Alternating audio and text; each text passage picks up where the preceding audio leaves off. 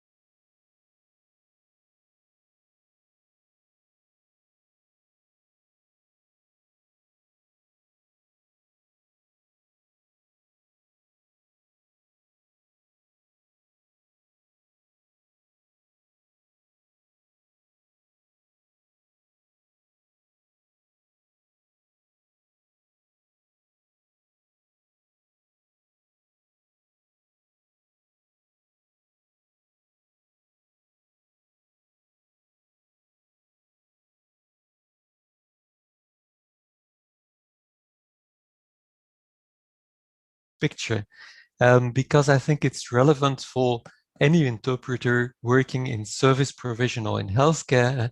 This is a painting by a Flemish painter, Dirk Bouts, of the 15th century. And it's a saint who's being quoted, a nice European tradition we used to have.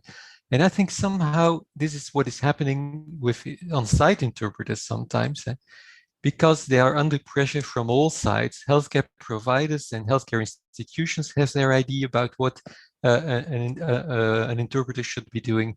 The patient has his or her ID, the patient's community, the family. Of course, you as an interpreter yourself, you have emotions and deeply held religious or other convictions that make you feel that you should be doing certain things or not be doing certain things. There's, of course, the role of the agency you might be working for. There's the role of professional organizations that may have developed standards, and I guess most of you adhere to a set of standards, the deontological codes, etc. So there may be very many different forces pulling on you. And I think in particular in an on-site setting, this may be very difficult, but as we will see, it may also play a role, be important to take into account when you are working remotely. What I would like to add is what strikes me in the literature on medical interpreting, but also when I travel, is that there is often a big difference, a big gap between theory and practice. I think the literature, the studies done by Claudia Angelelli or by Hassier in the US, but many others as well, they show that in many cases, medical interpreters have a code of practice, sometimes very much limiting them to a conduit role, and in practice they are doing much more. And when I talked to them, I remember a lady I was talking to in Boston Medical Center, she said, well, yes, of course I do more, I'm human after all. It's not always a good reason to do more, but we'll come back to that.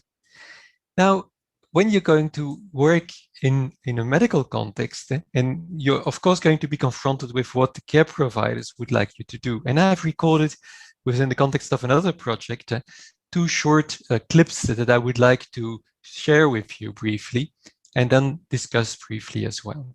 I hope this works. Sometimes I like to check with the interpreter. How do you feel? Do you feel like maybe I'm not being, or we are not being quite approachable, and maybe the client doesn't feel like can ask any questions, or do you think like there is any questions, or do you think like it's okay, we are given enough information? You know, that's also what can be helpful, like to have that, because you realize when it's quite important, the language. Yes. And you realize how much you lose when you are not able to communicate. Mm-hmm. And that's something like the interpreter, they have the capacity to maybe to get a bit more regarding the feeling or what's the state of the patient, which we don't have. Oh, I go to the next one. Some interpreter programs, people say the interpreter should also be a culture broker, someone who's helping out the therapist or the care provider when the message of the patient cannot be understood because the care provider doesn't have the cultural framework to understand it. Mm-hmm. Has this ever happened to you, that the interpreter helped you understand what the message could mean in the cultural context? Yeah, that happens quite a lot, and I think that I didn't have bad experience with that. I think it was good, because somebody was talking about her brothers, and then the interpreter did a little note that brothers in that culture is cousins or something. So that's good for me to know. I think that can be helpful, but the dangerous part is that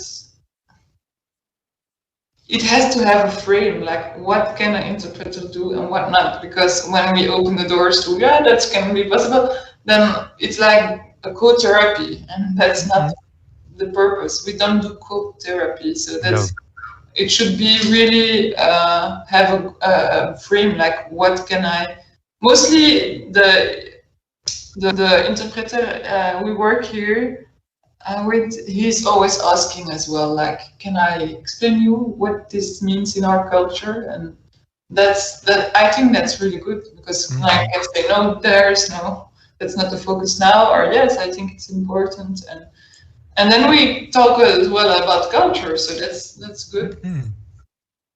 So I think these two cases are interesting, because in both cases, the care provider, who are actually, these are therapists, the first one is a crisis worker, the second one is a therapist, a psychotherapist working at a center for victims of sexual violence. And both of them seem to want something more from the interpreter than pure interpreting, which is, of course, could be quite a tricky thing. I think so. The first one, she wants to get a feeling of how is the patient feeling during this conversation. Am I being understood? The second one, she likes to have some cultural background in some cases. And I think already there's a certain risk there. As she says, well, the interpreter told me that in this culture, brothers means cousins, which I think is a bit strange, because probably brothers exist in every culture. But it may be, of course, that the word brother is used also to refer to cousins, as in some African communities. Now, why is this important? I think you may be, if you're working globally, you may easily be confronted with care providers or service providers who expect you to take up other roles than you are used to. And I've put on this slide, this is something we published a number of years ago in one of the critical link books. A scheme of the different expectations people may have and the different types of interpreting that we see in the medical context. You have some very language-oriented models where the interpreter is more or less, but of course not completely, a translation machine, as the person was talking about before me, is invisible. This used to be a big myth, the invisible interpreter who's really sticking to linguistic interpreting. Now, the second model is more the medical interpreter, as you have them in the US, in organizations like the National Council on Interpreting in Healthcare, International Medical Interpreters Association, California Healthcare Interpreters Association, where the interpreter is, of course, interpreting, but in addition will act as a culture broker, sometimes as a cultural interface, and in some cases even, and that's the most controversial role, as an advocate. In Belgium, we call them intercultural mediators, and we will have, they will take up the roles of many of the medical interpreters in America, but in addition, they may have one-to-one meetings with patients and care providers. And then the last one is something that's quite well known in France, is the co-therapist who is actually providing therapy together, an interpreter who has had additional training, of course, then hopefully, who's providing therapy, but acting as a therapist him or herself as well. So we go from language-oriented to therapy-oriented, from intervening a little bit in the conversation to very much. We use in Belgium the ladder model, what we call the ladder model. What we say is it's good for an interpreter to be as invisible as possible, and so to stick to the linguistic interpreting role if this gives us the result we want, which means in the context of healthcare, meaningful communication that leads to high quality care. But we also say it may be useful for an interpreter to resolve misunderstandings, to provide some cultural context, but not saying in our culture this is like that or that, but pointing out that a cultural element might be at the heart of a misunderstanding, and in this way might actually, it might be interesting to explore this a little bit. Or it may be useful to help provider and patient take up their roles in certain cases. Like when the care provider, I take an example from Belgium, is using some kind of a measuring tool for mental health or whatever that is completely, that can easily be translated, of course, but is completely unintelligible for the patient because of his or her educational status, but the lack of familiarity with this kind of tool. And this patient maybe is too shy or out of respect for the care provider will not point this out.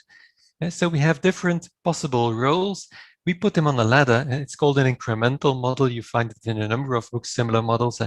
We put it on a ladder because we believe that climbing up the ladder is always leading to extra risks. The higher you are upon the ladder, the bigger the chance that you hurt yourself when you fall, and unfortunately that you hurt patient or care provider or the therapeutic process. But this is a model we've been using a lot in Belgium, and in a number of other countries I see similar models.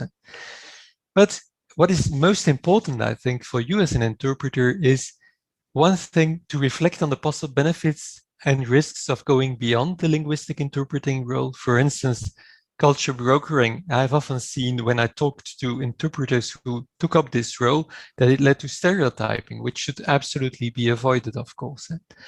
Second important point, I think, is that it is very important to be as clear as possible on what you want and don't want to do as an interpreter. If you're working globally, this is going to be very important. It's important that the care provider or the service provider knows what you have been professionally trained for and what you as a professional can offer as a service. And maybe this will be less than what they expect.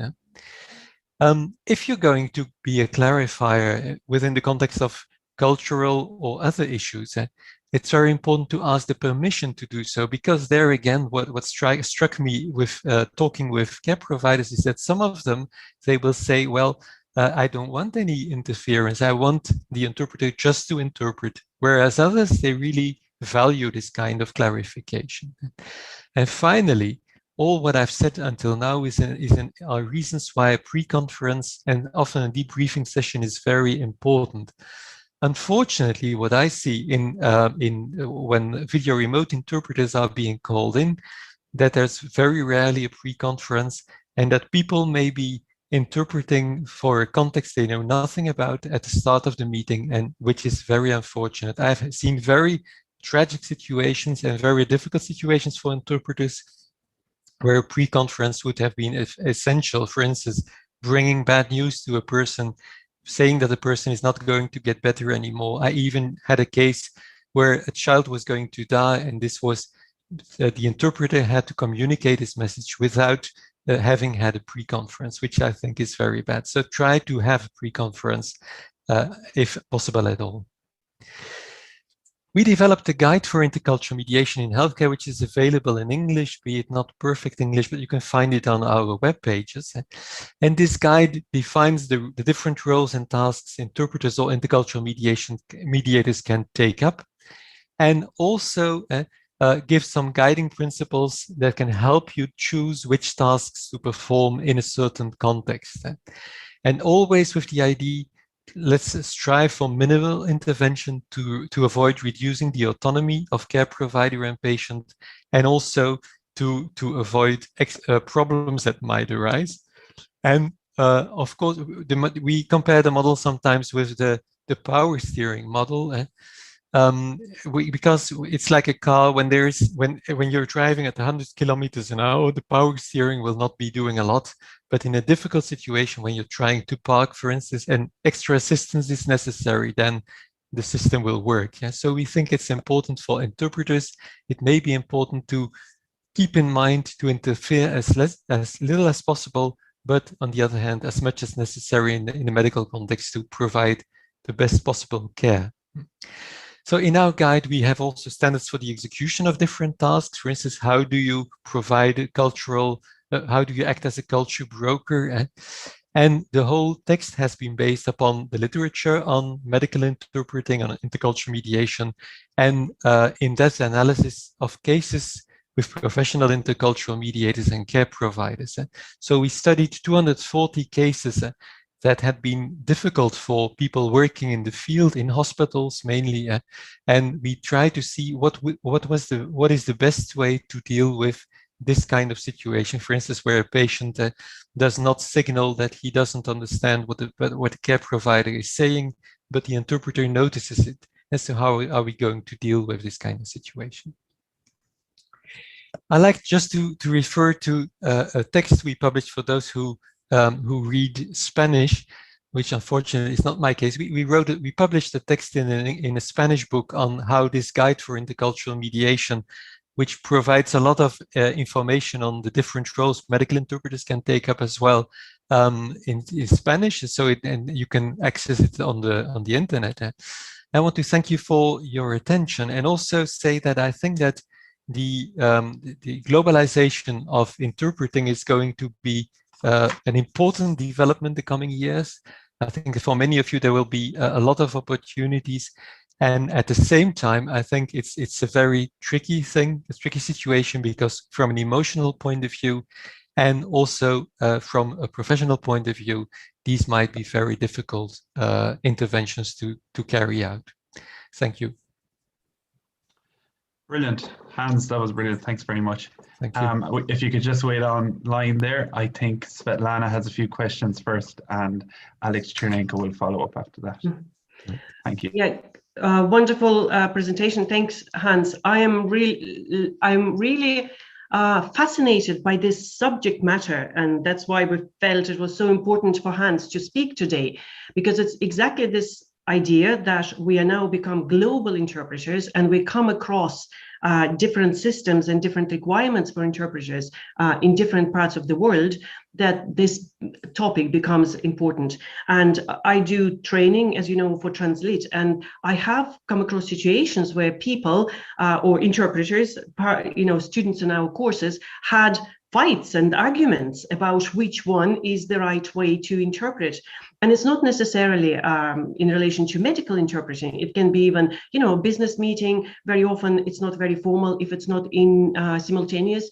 You are in the room with live people and they might expect something more from you than just ordinary or say pure interpreting. So I just felt it was very important to cover the subject, and thanks very much. I know people our attendees are asking for those links again to the materials, and we will provide them after the conference as well. And the question that I have here for you, just one second. Okay, sorry. Yeah, like one thing which people are mentioning is that really when we are doing remote interpreting situations, very often you then get a luxury of having that introductory talk, or that the opportunity to find out what it is about, which you mentioned. And the question I have that was asked here is about just one second here. What can interpreters do to perform in the most effective way when they are, doing remote interpreting, say, whether it's video or phone? Is there anything, or are there any tips you can give on that? Like, what's your point of view? Well, I think there's one big issue when you're interpreting remotely using video conference technology is your size. And so I always say in presentations and trainings, you're about 12 centimeters tall when you're interpreting remotely, and your voice is weak, and they only see your head and maybe your shoulders, and that's about it. And this means that your impact on the whole conversation is going to be reduced enormously, and that's quite an issue. So, and this calls for creating your own space virtually, and this means that the introduction, where you introduce yourself and your role, is even more important than in on-site interventions. I think this is really of tremendous importance, so that people are aware that you are there. Don't forget, the other parties are sitting in a room together. Probably they have their normal size, and you are small.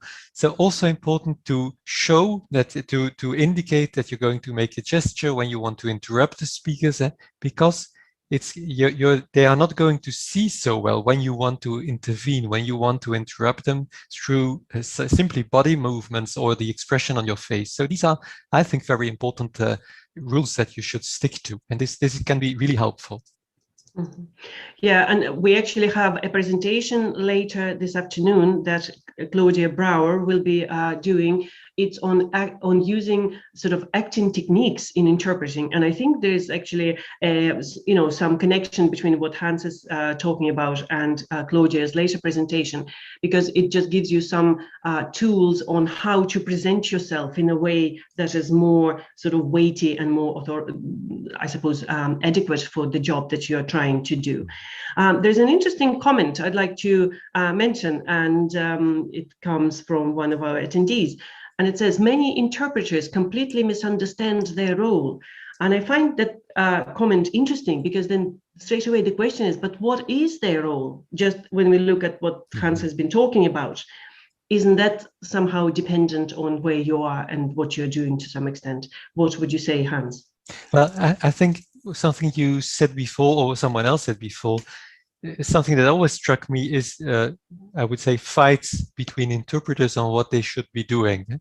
And this is everywhere where sometimes we have done trainings, for instance, in Italy with people we've been working with a long time, and we discussed cases, and you would immediately have a gentle fight. But people saying you can't do that, or you should do that. So this is really, I think, something we should be considering up to a certain degree, case by case, keeping in mind what is the goal of the meeting and what are the risks associated with going beyond linguistic interpreting. What harm could we do, and what benefit could we do? And in the ideal world, all care providers would be culturally competent, and all patients would know how to take up their role. But in practice, this is not so. So, and I think in healthcare, this is, of course, a very common situation, that we have a second best solution. And this may imply going beyond linguistic interpreting in many cases, is in our view. And very important that people can talk about it. So I've seen some projects and programs where the roles were so strictly defined that what people were doing was not what they should be doing according to the rules, but they didn't even want to talk about it because they thought they would be punished or lose their job. And that's, of course, a very dangerous situation. If you do things you shouldn't be doing and you can't discuss them, and there's no flexibility, I think that's not a good situation. Yeah, and I suppose, you give us examples of medical interpreting, and because that's where your expertise is. But I even know from my own experience, again, I was interpreting in a consecutive mode one day at a production facility audit, okay? And so my job as an interpreter was to sit there and interpret from one language to the other. And then there was this kerfuffle in the room because a particular document couldn't be found, and it was very important that the document is found, and it was just one little piece of paper amongst thousands of pages, as you know, in audits, like that's what happens. And next thing I found myself going through, everybody sort of distributed those packs of papers, and as an interpreter, it wasn't my job to try and help my clients to find that piece of paper. But at the same time, I could add so much by doing it, because I could read both languages and find information much quicker. So it's not only in medical interpreting when this question comes up, what should I do? What's my role? And how can I help? And in the end of the day, we are there to help communication, I think. So that's the most important thing. I think you are very often the interpreter is the only one who really knows what is going on. And there are windows of opportunity to make things go well. And as someone was saying in the chat, I think also that there is this element of being human that should not be frowned upon. And I think it's one of the reasons why certainly people working in the medical context are doing this job. So let's not forget that. I mean, you're not machines, and thank God for that. Yeah, and the question is coming in, where the question comes in the chat, just, that interpreters, we have our expertise about languages. We're not, for example, experts in psychology, but I think you have covered that, Hans, haven't you? That really, that raises the risks, and you have to be very clear about where your own boundaries are.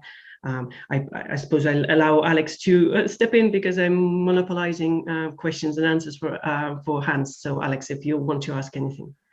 Hans, thank you very much for a wonderful presentation. It resonates with me a lot. I've been working in a similar setting as a medical interpreter, and I was actually working in specialising, which is an Irish-based center for traumatized people, which in my opinion, and as practice showed a regular interpreter average shouldn't be allowed to work with people without having a proper training, because it's traumatic for the patient and for the interpreter to basically go into that experience. So, all interpreters had to get certified. So that cultural framework term and cultural blockage, it's something we probably take away from your conference. But I would like to have a question from the audience that popped up. How do you check professional qualities of those interpreters who are offering their services? What professional organizations are able to keep track with all the new ways in interpreting? And now we are working in remote. So for example, US has its own set of regulations. And then when you look in Europe, so now in this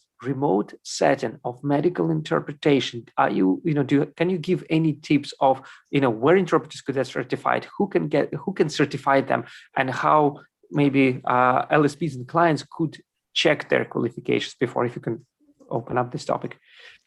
I think actually in Europe that there is not much that could. I think there's an organization, EMPSIT, that was created a number of years ago. I don't know whether they're still active, but I think that it would be very good for European, at the European level, that something was created, an organization that could certify, or that would regroup certifying organizations across Europe, ideally also outside Europe, of course, so that those care providers or service providers who want to work with an interpreter have a guarantee about the quality of the persons involved, because this is a big problem.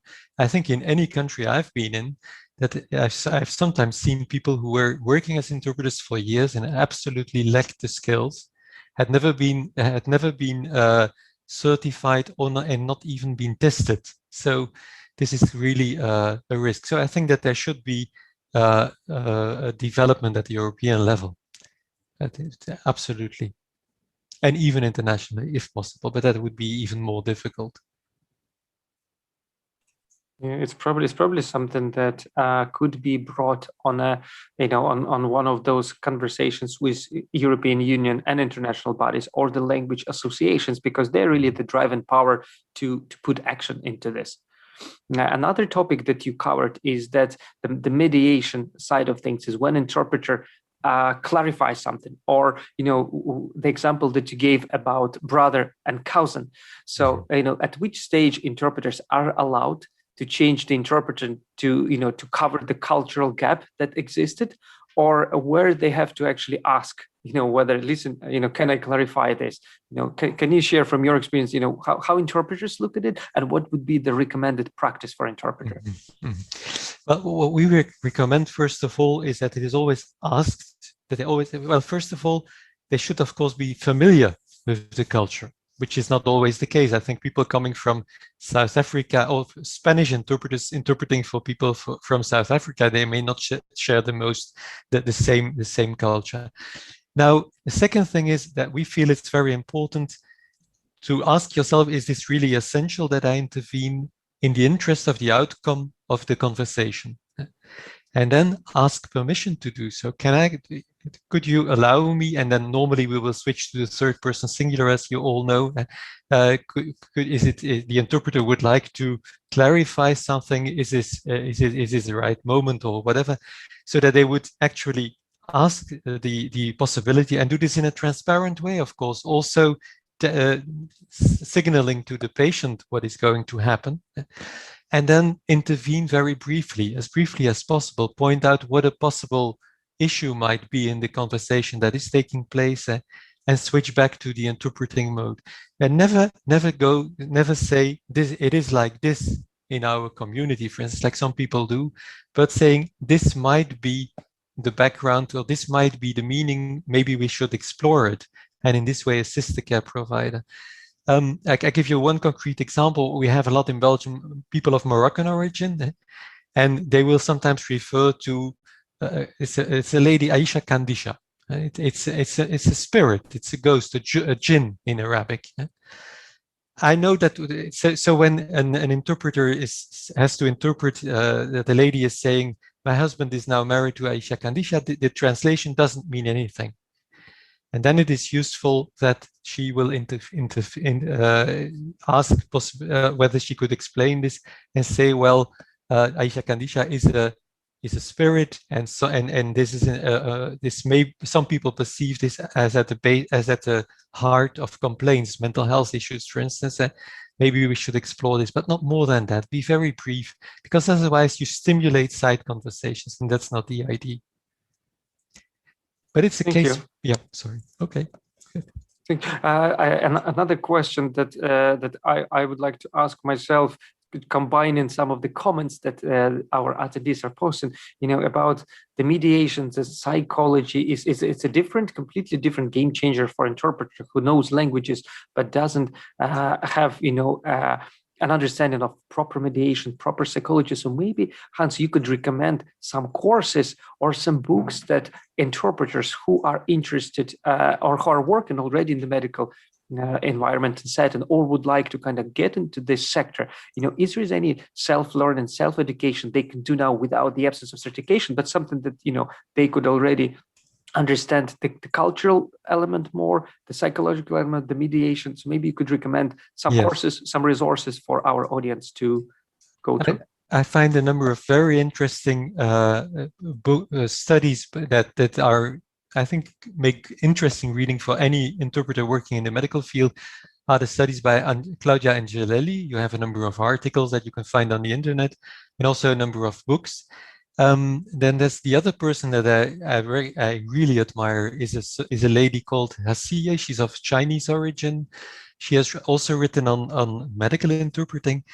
Then more basic, there's a book, The Medical Interpreter by Bancroft, Marjorie Bancroft, and some colleagues that you can find on the internet as well. That gives, I think, very good tips and hints how to deal with cultural issues in a very efficient and brief way. And then for the interpreting in the context of mental health care, there's a redo by Tribe and Gaval that was published a number of years ago that provides very good insights. And then there's on intercultural mediation as for medical interpreters. There's a book published by Isabel de Souza a number of years ago. It was her PhD thesis. And the interesting thing is that I think 98% of the 300 interpreters she interviewed in more than 20 countries said we sometimes engage in culture brokering. And she describes a lot of these the pitfalls and the possibilities to do this. So I think these are really useful texts to read. These could be helpful. Yeah. Thank you. Well, we have one more question we're going to take before we wrap up for the break. Hans, would you ask about the medical condition of the patient before the assignment, just to say that you can prepare the glossary of terms, for example, or know what to expect? Would this be against GDPR? So if interpreters actually asking, does the client has any medical conditions that I should be aware of? What is your take on that? Well, I don't know how what GDPR would have to say about this, but what we always suggest is that before you start an intervention, is ask, is there anything I should know before we start? And this can be very, very helpful. We, as much as possible, so I think this is the zero step of preparation. Is there anything I should know before we start? The other thing is, if possible at all, in our case, but our people are salaried employees and working at the same hospital, so they have a relatively close relationship with the care providers. They will always try to know what the topic is before the start of the meeting, so that they can look up terminology, have a look on the website in their language, in the interest of the quality of the interpreting afterwards. Thank you. Hans, it's been very informative, and for those interpreters who are in the medical field or considering it, I think you learned a lot of interesting materials. The resources that you mentioned, we will write them down and maybe include it in the follow-up newsletter, because you mentioned a couple of things, and just to get the links and the spelling correct for some of the audience who weren't able to take them up. So we'll probably just send a reminder. Again, thank you very much for your comments. We're gonna, I was just told by my colleagues that we have another speaker. The break is not there yet. So I'm gonna pass the word back to Tara. Yeah, Hans, thank you. Bye-bye. Thank you very much. Hans, thanks very much. Alex, thank you too, and Svetlana. I'm going to hop back in there now. Bear with me now, folks. Okay, so obviously people have been talking about the agenda that's been popping up every now and again. And you can check that online, obviously, but I'll pop that up throughout the conference here. So this is what we're going to have during the morning session. We've obviously heard from Alex Chernenko and Hans Verrept already. So next we have Natalia. And then we will have our networking session. And if you haven't signed up for that, that would be a break. And then that's our afternoon session. So I'll pop that up every now and again, just if you want to keep an eye on that. And of course, don't forget our hashtag. Right, and there was a few technical issues earlier on in the day. They've all been sorted out now, so no need to worry about those if you want to catch us on all the various social media channels. And you can also post your questions there as well. We're monitoring everything today.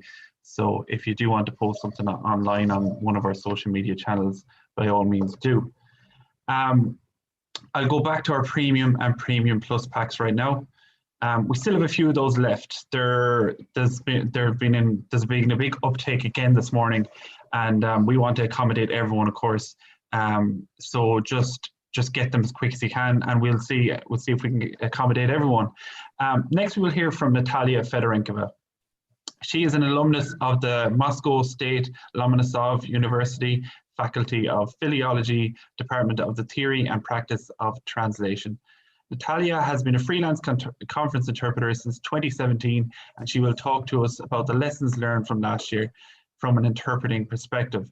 It has been a crazy 18 months, obviously, and Natalia will divulge all the information she picked up along the way. Okay, Natalia, we're going to hand it over to you now if you're ready. Thank you, Dara. Thank you for a kind introduction and invitation to this event. Happy to be with you today. And like Dara said, today I will talk about lessons learned for the pandemic year, tricks and hacks, since I think that we can all agree that this year was a tough one, an unprecedented one. And our industry of interpreting industry and interpreters in particular were hit hard by the pandemic. But we survived, we pushed through, and we learned a lot. We developed our skills, and now we became stronger than ever. And I'm going to share some of my insights and some pieces of advice I would give maybe myself in the beginning of this year or even earlier. So how can we work online even more effectively? Now I will share my screen.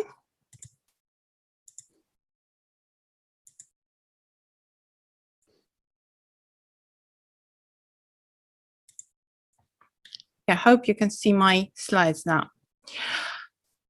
So first, I think I should tell you who am I and why I'm speaking to you today.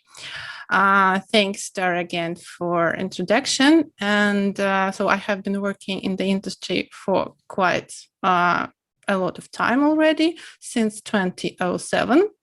I started as a staff interpreter and translator into large oil and gas and petrochemical companies. Then I moved on to become a freelance interpreter in 2017. And I engaged in RSI, that is remote spontaneous interpreting, in early 2019. That means that by 2020, I already had some experience. So it was easier for me to adapt to the new conditions. So I would like to share with you some of my insights. And so what basically do you need to start working remotely? I will not dwell on the equipment now, because I know that we will have a dedicated presentation later on devoted on pieces of equipment you need to start to interpret remotely. But this is some basic equipment, right? And the message I want to give to you is that the important thing about this is that you need to back up everything and double check everything. First, it's a good idea to have a redundant internet line, so preferably Ethernet internet, because it's more stable. Because, you know, when you're working remotely, there is a room for all kind of issues, and everything can go wrong very quickly. So the internet can go down, and it happens more often than you would think. So if there is such possibility, it's a really good idea to have a second Ethernet line in your apartment or wherever you're interpreting from. Then I really advise you to have spare laptop, desktop, and headphones, headset, or standalone microphone if you're using one. Because, as I already said, everything can go wrong, and you know, you never know what can happen with your equipment. So it's a good idea to safeguard yourself against any issues that might happen. Then I also strongly recommend to have UPC devices for all plugged-in pieces of equipment, because then you will safeguard yourself from any blackouts. If it's a short one, of course, then you can continue working. And so the interpretation will be provided. Then what other insights I would like to share? There are a lot of different situations and assignments, and you have to know how to assemble setups for different purposes.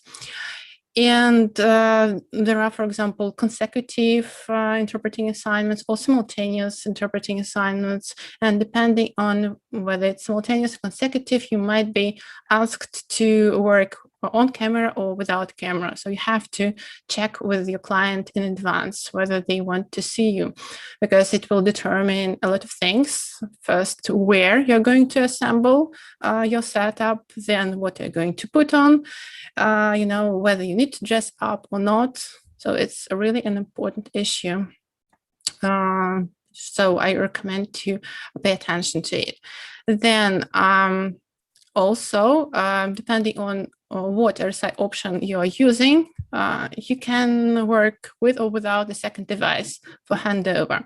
For example, if you're using an RSI platform, then you can hear your partner well there, no need for a second device. But if it's Zoom or any other solution, then I think that the majority of interpreters already tried this interpretation function in Zoom, and you know that you cannot hear your partner there.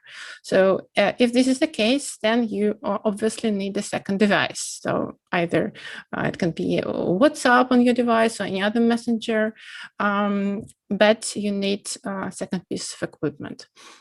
Then also, it's a good idea to try assembling these different setups in various locations of your apartment, depending on the time of the day. What I mean is, if you're working, for example, at night, then probably it's not a good idea to assemble it in your bedroom. So, or it will really depend on whether your children are at home or not.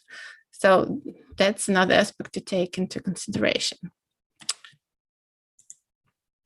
Then, as I already mentioned, there are several RSI options. So what are the criteria for choosing an RSI options? So what these basic RSI options are? First, an RSI platform, and I recommend to use it if you have many languages, if you need relay, and if it's a really large project, so you need appropriate project management. In this case, it's better to approach an RSI platform. But if it's a relatively simple project, if there are, for example, only 2 languages, no relay needed, then Zoom will do nice. And also there's the third option to use any messenger or video conferencing system, but then you will be able to provide only one-way interpreting because you will have only one channel. So you will listen to your speaker, for example, on Skype or WhatsApp, and then you can interpret into another video conferencing platform or messenger. Then I really would like to stress that when you're working remotely, preparation is really the key because it can make or break your day, literally, because very often I think that those of you who already tried RSI noticed that the sound quality can be really poor. So it's usually poorer than we have when we're working on site, and very often sound breaks. And you can pick up only several words out of a sentence, and you have to, fill the gaps. And to do that, you need really know well the topic. So you need to have the preparation materials so that you can, speak on the subject for yourself for at least several minutes.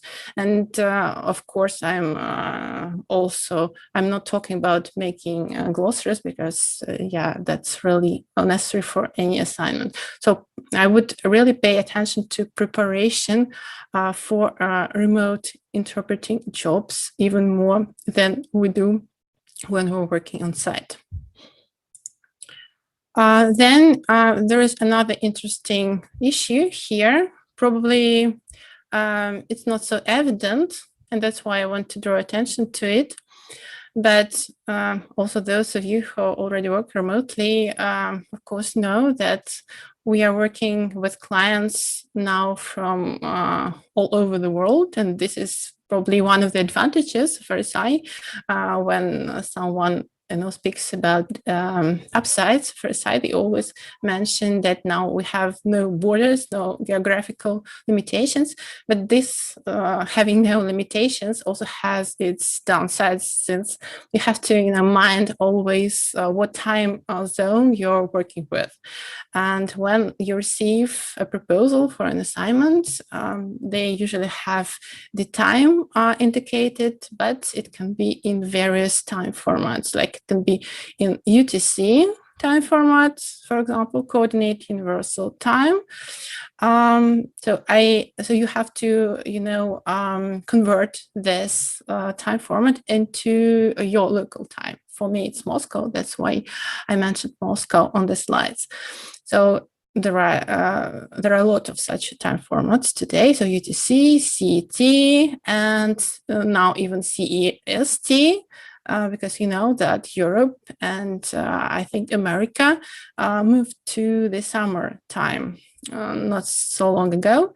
And it was also a challenge because the different countries moved to this time at different days. So you had to monitor that continuously, not to be late or early.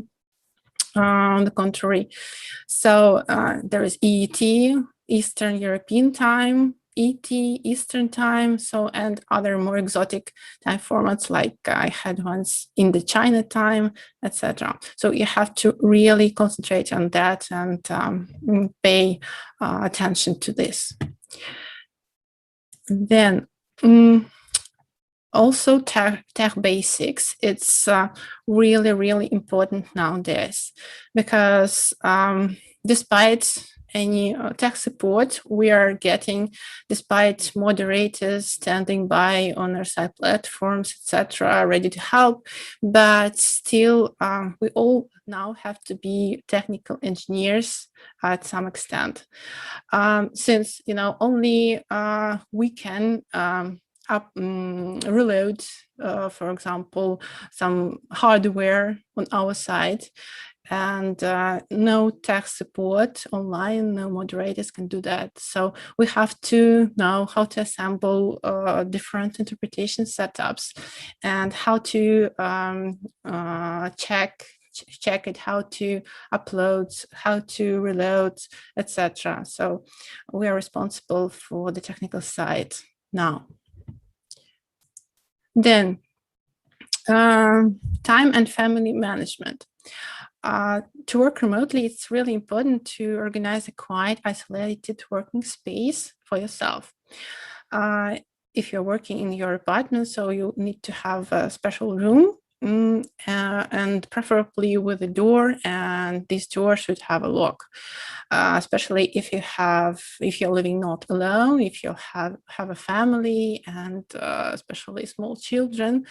So you also have to think what your family and your children will be doing during the time you're working, arrange everything, ask for help, and whoever is available should help you, including your partner, granny, nanny, anyone who can help. Teach your children and family to behave when you're busy. It's really important to think about it in advance, and to brief your family about what you're doing and when you're busy, etc. Since it's really important that you provide a quiet environment, because the microphones can really pick up even slight noises sometimes. And this photo you're seeing on the slide, it's of course a joke, a meme from the internet, but there's a saying that there is a joke in every joke. So, there is a lot of truth in this photo. Yeah, so, and also you have to think about interaction between partners online in advance. So how you're doing to do the handover. If it's an RSI platform, of course, it's easy. You don't need a second device for that. But if it's Zoom or WhatsApp or anything else, then any video, audio, or conferencing system, any messenger chats, then you'll need to have the second pair of headphones and the second device to hear your partner, so to be able to hand over and take over smoothly. So also that's something you need to think about in advance. Then I really recommend to work only with a partner.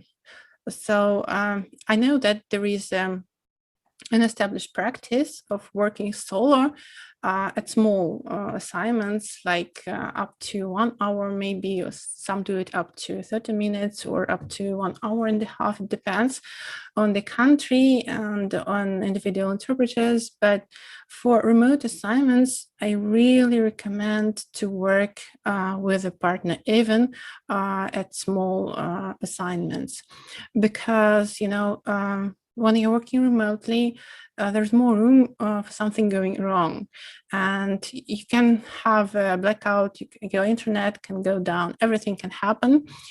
And if you have a partner, so he or she can take over, and so interpretation will be provided. So it's just another argument for your client when you're negotiating with your clients your conditions for work. You might mention that this is, a safeguard against anything going wrong. Also, I would really recommend to put everything into writing. What I mean is that, of course, we all have established contracts that we conclude with our clients. But I think that since our conditions changed, we need to also introduce amendments to the contracts as well, or even develop a special contract for online assignments, because now we need to include a specific provision related to what happens and who will be responsible if something goes wrong on the tech side. So you need to really protect yourself and make sure that you're paid in case something goes wrong, the event is cancelled, or interpretation is not possible due to some tech issues that you are not responsible for, and it's not your fault. But you dedicated your time, you connected in time to the event, so you did everything you could, but for some time, for some reason it happens, you're not able to do your job. So I strongly believe that you have to be paid for this, but to ensure this, you have to include it in your contract. So please bear this in mind. then I also really recommend not to overdo remote interpreting, meaning that now, since we do not have to travel anywhere, we do not spend time on traveling, on getting from one place to another, we can take more than 1, 2, even 3 and more assignments per day. But it's reasonable to do that. And I really do not recommend to take more than 2 assignments, or 3 if it's a familiar client and you do not need to prepare too much. But if these 3 assignments are really difficult for new clients, if you have to prepare 3 different topics, you can imagine what workload it is, and is it reasonable to take so much upon yourself? So also, we know that remote interpreting leads to much more fatigue. It's more tiresome, and you have to think about your health in this case. And also, as I mentioned, you need time to prepare. And there is another risk here because assignments tend to overlap. Sometimes the clients say that it will end, for example, at 1 p.m., but the assignment goes on. And if you have another scheduled, for example, for 2 p.m., what will you do? So it's not a really good situation to find yourself in. So you have to think about this, manage this in advance. Then very sensitive subject is, of course, pricing. And I'm lobbying here for our interpreting communities. So I really strongly recommend all the interpreters out there to stick to your standard rates. So do not give in to well-known arguments. You don't need to go anywhere.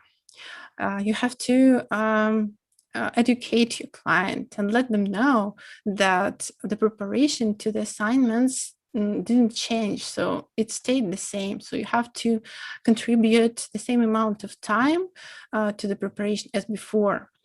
And also, I really recommend you to keep the same rate concept, so to charge half-day or full-day rates and not hourly rates.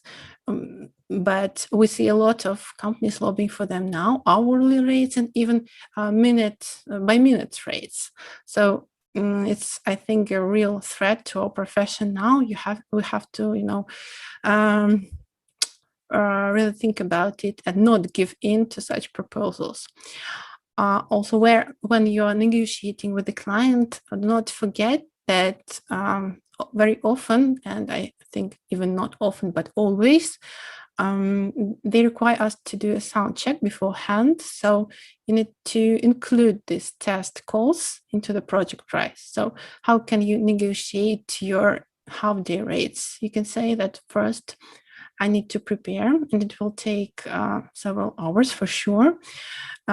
Of course, you want me to prepare to your very important assignment, right? And then you might say that you will have a sound check for sure, and it will take up to an hour based on my experience. And I'm also including this into the project price.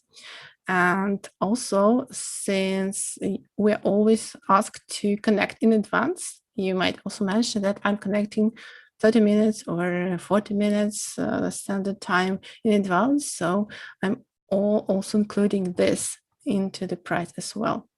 So these are the arguments you might want to use. Then, when this remote interpreting story started, a lot of my colleagues were really afraid to become invisible, because before, when we were working on site, the people could see us, we could talk to the organizers, so they knew that we are real people. But now we are diminished to the voice people can hear, but very often if we're doing RSI, they don't see us, and some even think that we are machines. Not that it didn't happen in the past, of course, but on a larger scale now, I would say. So many colleagues were really scared of becoming only this voice, of becoming a sort of machine, a robot. But I didn't really experience that. I think that our role as interpreters really increased, and our visibility increased, because now we can provide not only interpretation, we can provide consultation services, because now a lot of clients, they are not too experienced in organizing remote online events, and they often seek help and assistance from interpreters who have more experience. So we can provide clients with a consultation on the interpreting type that would suit best, simultaneous or consecutive, technical solution, an RSI option, and we can also educate clients on required equipment. So, and this is the moment when we can really contribute to all speakers wearing mics. I think that's our the pain that all interpreters experienced for the previous year, because unfortunately not all speakers are wearing headsets even today, after a year of online events has passed. So, and also we can contract interpreters and provide project management. We can train interpreters, our colleagues, to work on a specific platform. We can check their sound and equipment, and also provide payment to our colleagues after receiving payment from the client. So there are a lot of other services we can provide to the clients. So our role, I think, has really grown. Then a couple of tips on marketing. I noticed that since the pandemic, a lot of interpreters started to promote and market themselves more, especially on social networks, since obviously we all lost some portion of our work in spring. So we were just figuring out what we can do, how we can attract more clients, etc. So here I have one tip for the interpreters. Think not how can I promote myself, but what useful can I do for my community and my clients. So you have to start from what you can do for everyone else, and not from what other people can do for you. In this case, I think this marketing will work better. So you have to think, how can I make everybody's life easier? Maybe you can share some experience, you can share your insights, you can post some valuable information online, and it will be really valued. And I think it could be the best marketing you can have ever. And what about your free time, if you have one, right? So especially in spring, right when we really didn't have much to do, when we were hit hard by the pandemic, and many interpreters were thinking, okay, I'm not working now, but what useful I can do, maybe to develop my skills, or to find new clients, etc. So I recommend, if you have some free time now, to invest in continuous professional development, so-called CPD. And there are a lot of courses and programs available today online, so a lot of opportunities for that. Also, I recommend to join dedicated training groups like PIPS, IBCG, AmeriVox, and I am a member of Interpreters Weekly, the group, Moscow group of interpreters. Well, we started as Moscow group, but now we are truly international already. So if you're interested, you can post your emails on the chat, and I will collect them and forward them to our admin. So what we're doing, for example, in Interpreters Weekly group, we are giving feedback to each other. So once per week, we are recording interpretation of any video of our choice, and then we send the links to the video and to our interpretation, and the colleague is listening to the interpretation and gives their feedback. So every week we have a new partner who splits into pairs every week. So I think it is really helpful to improve the quality. But I think that you also probably heard about other groups like PIPs. They're, I think, really well known now in the interpreting world. So, and other groups usually work they're like this. They are having sessions once per 2 weeks, I think now. So in real time, they're playing videos or just reading out some statements, the interpreters themselves, and interpreting and giving feedback to each other. I think it's really, really useful exercise. Then if you still have free time after all of that, right, what you can do is, of course, rest, yes, do some sport, sleep, so unwind, right, because our life is not filled only with work, so there are other things there. And since we already understood that remote interpreting is more tiresome than on-site interpreting, then it's more important than ever to really unwind when we can. And that's about all I wanted to share with you. So thank you everyone for joining. And these are my contacts. So I would be glad to communicate with you in any way and via any channel if we don't have time today to answer all of the questions. So thank you. And over to you, Svetlana or Dara. Yeah, I think Svetlana and Alex might have a few questions there. Thanks, Natalia. Brilliant presentation. Okay. Thank you. I'm going to ask with one question that has come up a few times. We actually collected questions before the conference, and I think you might be the right person to answer that question. They are formulated in a different way, but the meaning is this. If you're new to interpreting, if you're just now coming into interpreting, okay, and the whole sort of scene is in such a state of flux, what do you do? Where do you go first to try and get your sort of feet on the ground, you know? And then I'm sure there'll be loads of questions from people who have already been working as interpreters for a long time, but maybe let's give some time to those who are just only starting to try and get into the game. Yeah, well, I think that now is a really hard time to start, first of all, and I don't really envy those of you who are coming to the profession now. But what you can do, right? First, as I mentioned, you can join dedicated training groups, and not only for the sake of training, you know, but for the sake of networking. You can meet some new colleagues there. Maybe then you will be invited for a project or an assignment. Also, you can what you can do. There are a lot of free conferences conducted these days, like this one, for example. And I really recommend you not to miss this opportunity. It's another possibility for you, another opportunity to network, to meet new people. So the more colleagues you're meeting, the more possibilities you have, right? And also there are a lot of courses.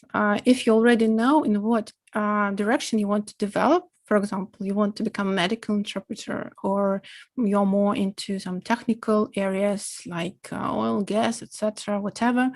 So you might want to join the dedicated program, and this way you will fill your free time on the one hand. On the other hand, again, you will meet new people and network.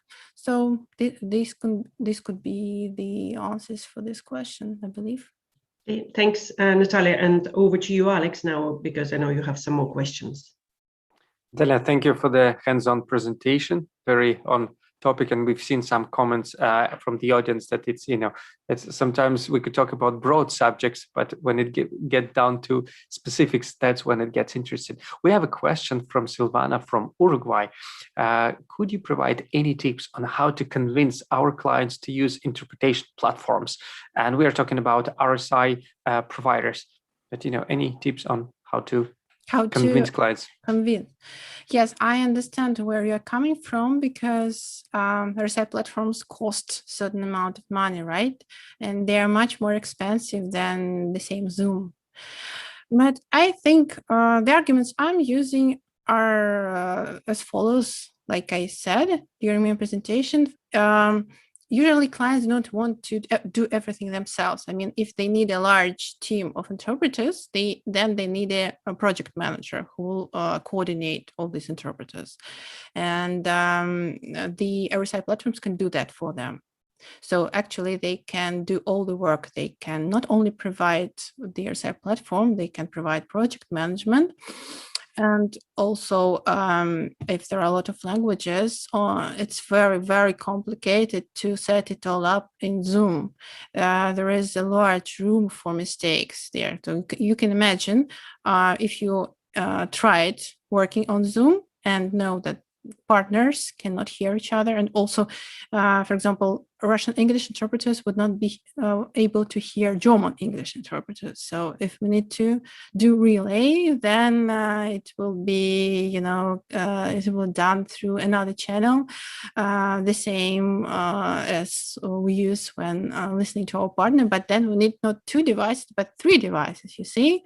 We have the second device for listening to your partner, the third device to listen to your colleagues, etc. So how many headphones will we need? So we can, educate our clients on that and tell them that unfortunately Zoom doesn't have this function yet. And if the client really wants to have a smooth event, then it makes sense to go to an RSI provider. Probably just a matter of habit that the corporates are used to Zoom, and that's what we've seen in my slide before, that they keep using it, but for the interpreters it's not convenient. Well, maybe Zoom listens and add those features to some extent, or this is an argument that could be used to convince and transition clients. Another technical questions on one of your slides, when you were using abbreviation UPC, did you mean it was uninterruptible power supply, or were you talking about something else?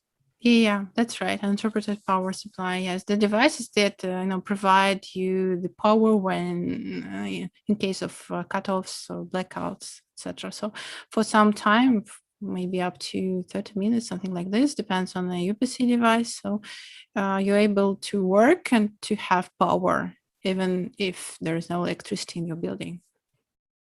Yeah, and we are not talking about power generators. It's probably an overkill for an interpreter to use something. Yeah, it's probably too much. Expensive. It would be, of course, great, but yeah, it would probably cost too much. And also, you have to really be even not tech savvy, but a real engineer, a specialist to buy such generator, install it, and use it. So probably it's too much. We've seen many attendees talking about the rates, and that sparked, a conversation with a few arguments about whether hourly should be allowed or not. I wanted to ask you from an overall perception, maybe a question back to the audience, and you can answer it in chat. What we've seen that European Union, and especially interpreters around IEC environment, they tend to be sticking on the full day, half day rate, and we don't see hourly coming into March of European projects, but we see this hourly concept coming more to Eastern Europe. I want to, throw it back to you, Natalia. From your research and perception, do you see that, Europe kind of holds strong on the daily hourly rates, while the Eastern Europe is kind of giving up a bit on their hourly rates? And how are other regions on this concept? I mean, if you have, and maybe some of the audience from the users from different countries, if you can say that, in your country, in our comments, whether it's, you have been switched from daily rates to hourly or not. Let's explore it a little bit more. Mm-hmm. Well, as you mentioned, also me and Konstantin Dranch conducted a survey on the impact of COVID-19 on the interpretation industry. And what we found out is that unfortunately about 70% of interpreters now worldwide accept hourly rates, which is of course unfortunate for myself. I mean, because yeah, it's really sad to hear that. Because I'm trying to stick to half day and full day rates with Europe and other Western countries.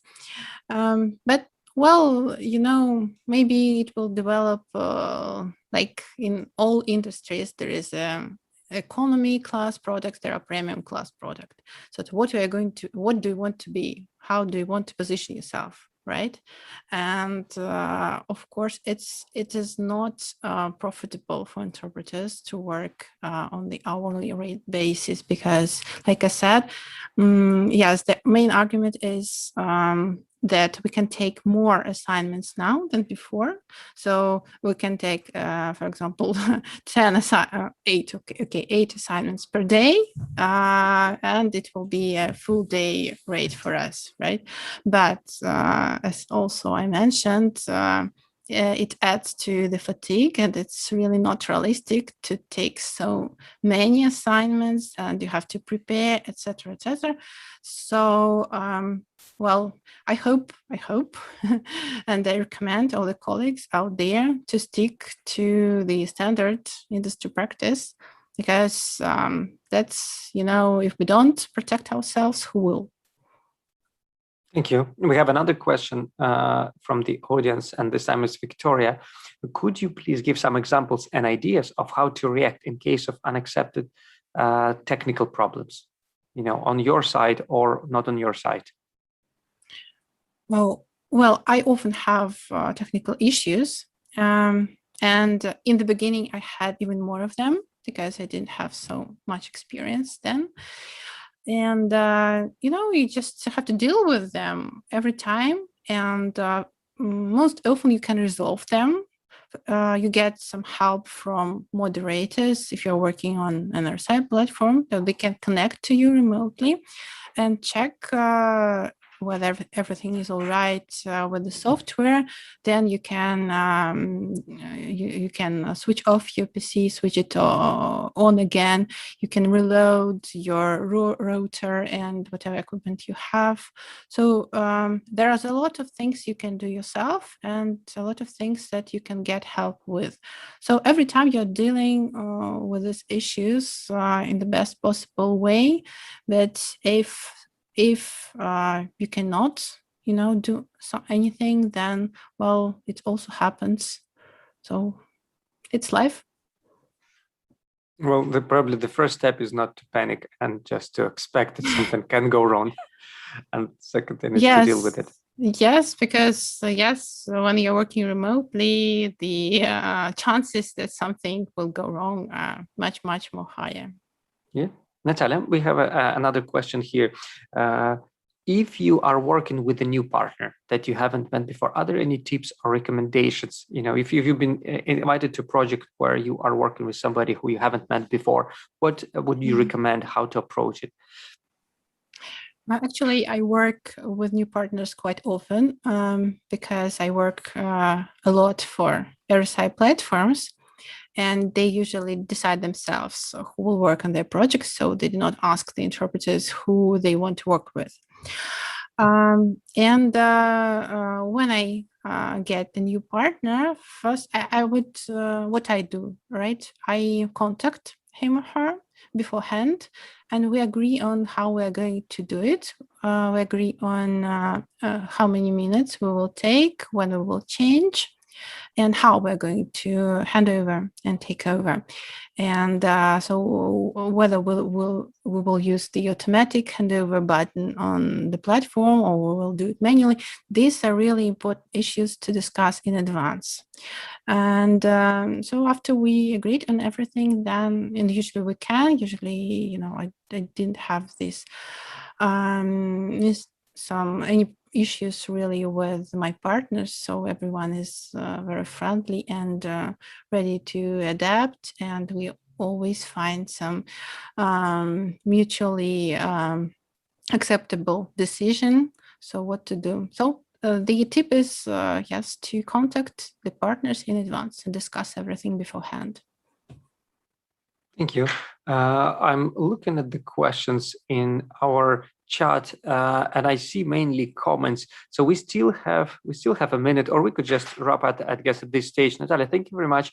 Yeah, I don't see any more questions from the audience. Just the questions, and the pricing is the dominating subject, which obviously is expected. So with what we may do, and I know my colleague Svetlana, she did a workshop on the pricing the other day. We may publish it in the coming days because it seems to be something that audience is interested in. So it might be something for the future webinar. Again, thank you very much for your time. I will be passing the word to Dara and continue with the rest of the conference. Thank you, Alex. Thank you, Dara. Spent a great time with you.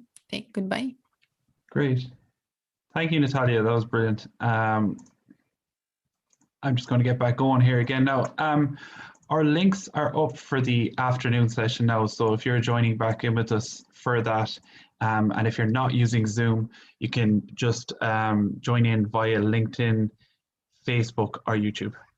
And I'll just keep showing you the agenda throughout the day.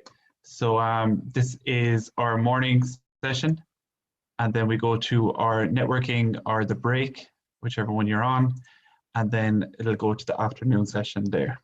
So we have quite an extensive session in the afternoon again. And keep sharing, everyone. Hashtag interpreting insights. I'm sure you're loving seeing that slide over and over again today. But it's great to see it across all social media. We're seeing it, a lot of it now at the moment, so that's great. And it'll be worth your while come the end of the day. So next up, well, actually, first off, I'm going to flag our big offer again. Extra Premium and Premium Plus packs have been made available today. If you haven't snapped one up yet, make sure that you do.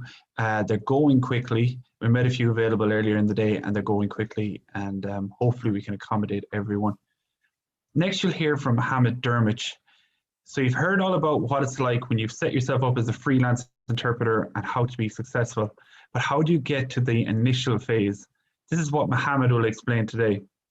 Mohammed Dermich is a senior conference interpreter, executive interpreter, and a certified court interpreter with over 25 years of experience in the field. So who better to hear from when you approach the subject of setting up as a remote interpreter? Mohammed, you can take the floor there now. Thank you very much, Derek. Well, hello, dear friends around the world.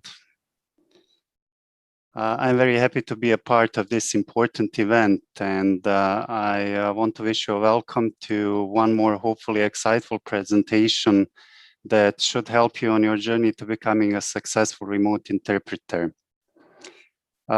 Today we had a chance to hear presentations that will certainly give you an insight into the current trends, market trends, trends related to our profession, also unusual circumstances that we live and work in, and ways to go global and be successful.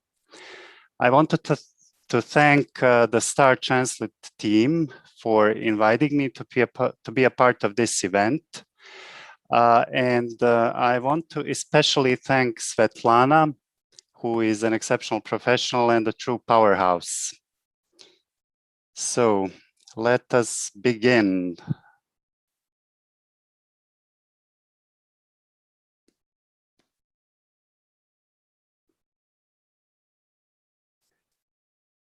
I hope you can all see my presentation. Yes, it's good.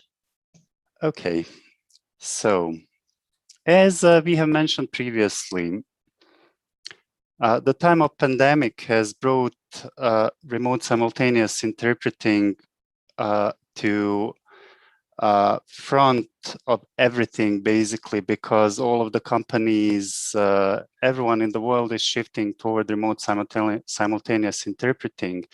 And not just that, I can tell you that a lot of my colleagues who are professional interpreters also deal a lot with other types of remote interpreting.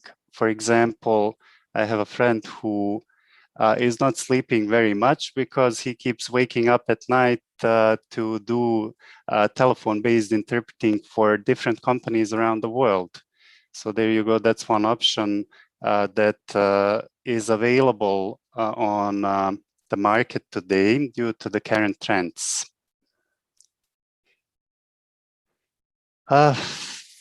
Before we proceed, I would like to just introduce you briefly to what we will cover in our presentation today. So we are going to have some 40 minutes. In the beginning, we will speak about the ground rules, which is important because we need to see how we can behave inside the house. I will then say a few words about myself, and then we will dive into the ocean called remote interpreting. My colleague Natalia has already spoken about the pandemic and offered helpful advice. Later, Svetlana will also go more in depth about marketing your services globally. So I will provide some practical tips on prospering during this time. We will demystify how and why of remote simultaneous interpreting and speak about the most important things you need to enter this world and become successful in it. On the other hand, proper knowledge and preparation will help you swim in the RSI ocean without stress. And last but not least, I'll give you some bonus tips and answer your questions. The presentation itself will take around 30 minutes, and we'll have some 10 minutes for a questions and answers session.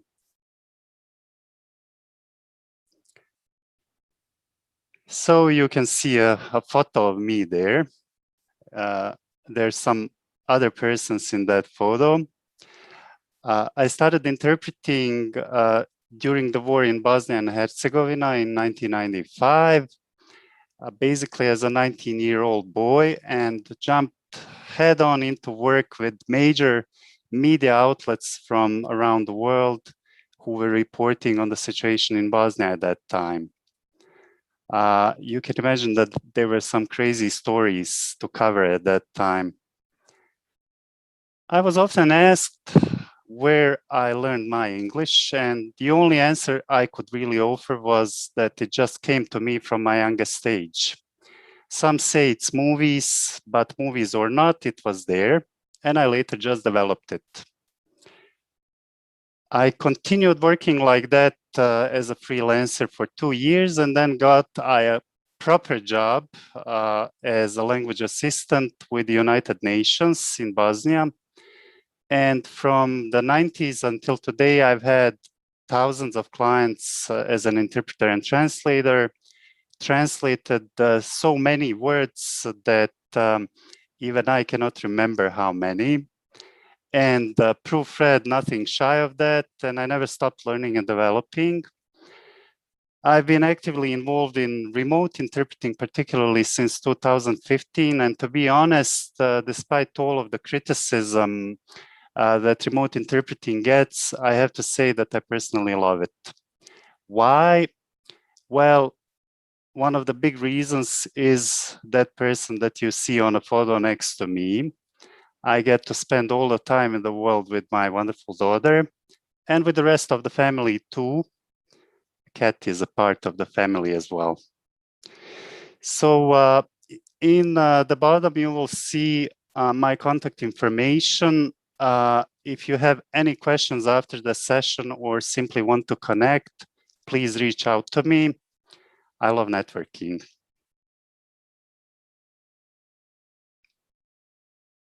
We said that we'll set some ground rules. So there are some rules that we should all stick to for the sake of order in the house. As we said, keep your microphone off if you have access to it. Please use the raise hand option to ask to speak. Please participate in this session actively by hitting the buttons we kindly request you to, and by asking any questions you might have. If an apple hits you from the tree, please feel free to put your question in the chat during the presentation. And apart from that, of course, we will have a question and answer session, and you will be able to ask your question there. Now, I said no sleeping during the presentation. If someone does fall asleep during the presentation, maybe we won't see you, but we could see a line of Zs in the chat, so beware. Okay, now what I would like you to do is to fill in a short poll which relates to the years of your interpreting experience. If you could kindly share with us what your experience in interpreting is, and we will just then look at the results quickly.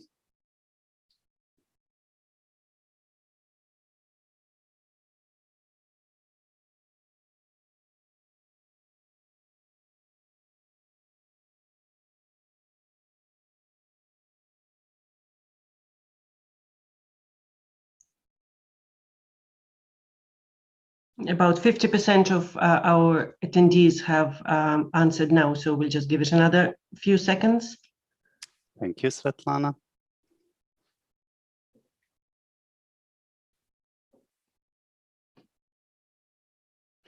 Okay, the voting is stopping, so probably whoever could get in to vote, from some devices, I think you actually can't access it.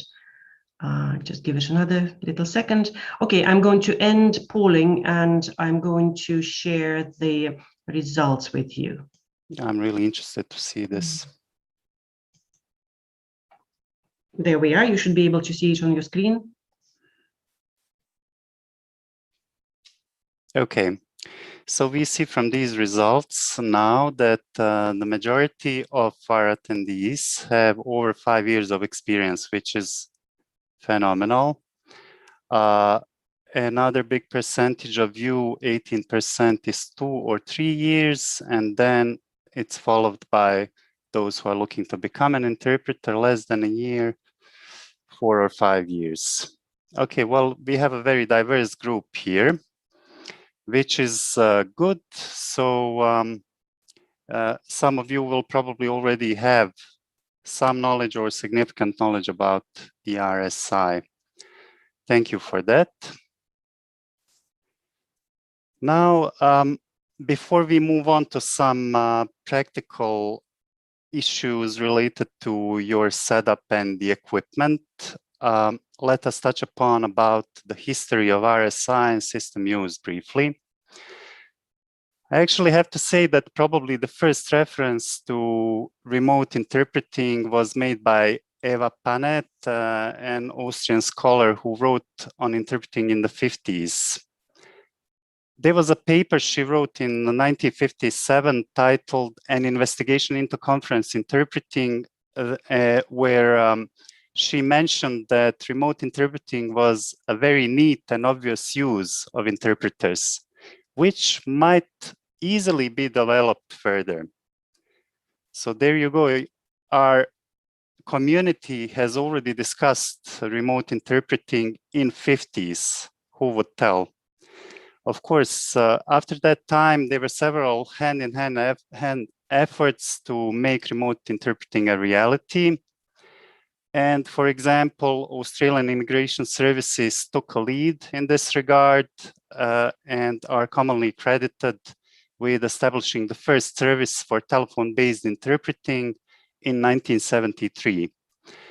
Of course, we mentioned within the systems part satellite-based communication, and this is how everything took place in the beginning a lot. And we saw several attempts by different organizations also of introducing remote interpreting. One example is also UNESCO that used the Symphony satellite in 1967 in video conference interpreting. And this was a conference where they connected their headquarters in Paris with actually Nairobi. So interpreters were also based in Paris. And this is how they actually tested the system. Similar attempts have been in place throughout the years. What followed after that were also attempts in 80s to provide support for deaf and hard of hearing individuals. This is how teleprinters were used, and then later on video relay services where communication or interpreting for deaf and hard of hearing individuals was taking place through operators. Then, of course, we had telephone and video conferencing systems. I have to say also that telephone interpreting, which most popularly was actually remote interpreting, because video conferencing and video use of video systems in interpreting had a different use, had to be distinguished because basically what was happening is with telephone interpreting, the idea was to use localized interpreter for certain target that you have that you want to interpret to, while in video conferencing interpreting you had a group of people who wanted to connect from different sides. So this could be many people in different locations.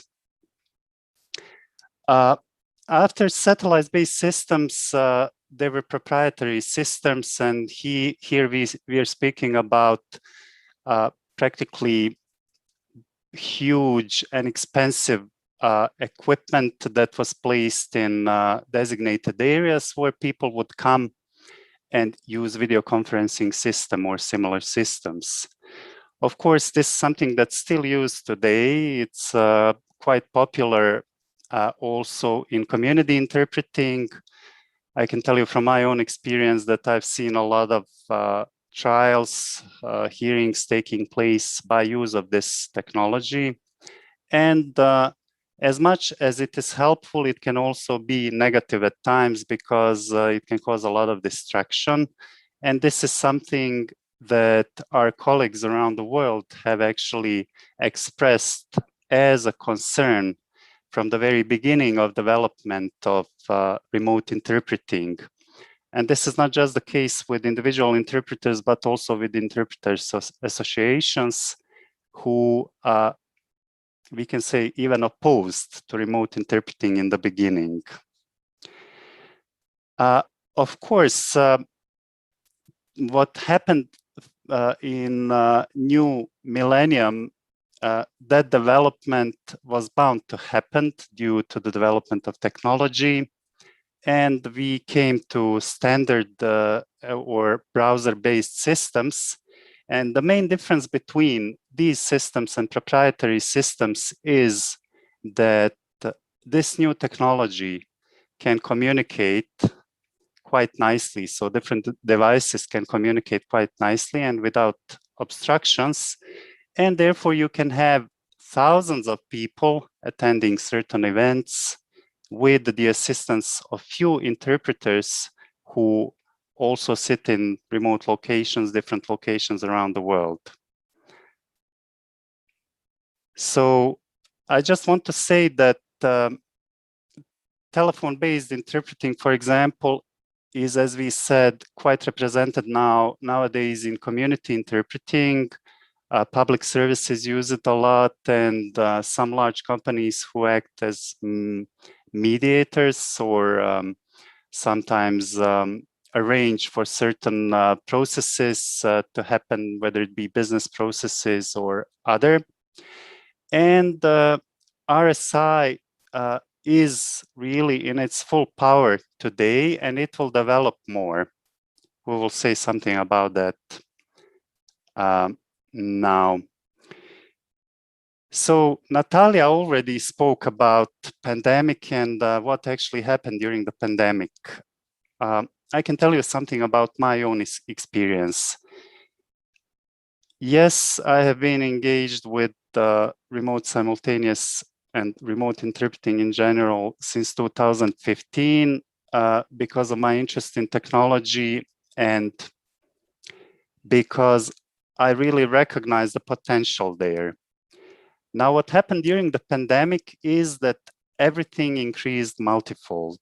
And what this offered to us is an opportunity for the tech savvy in particular to really join different platforms and make money if that's what you want, but also to be able to connect and network with people and really present yourself globally.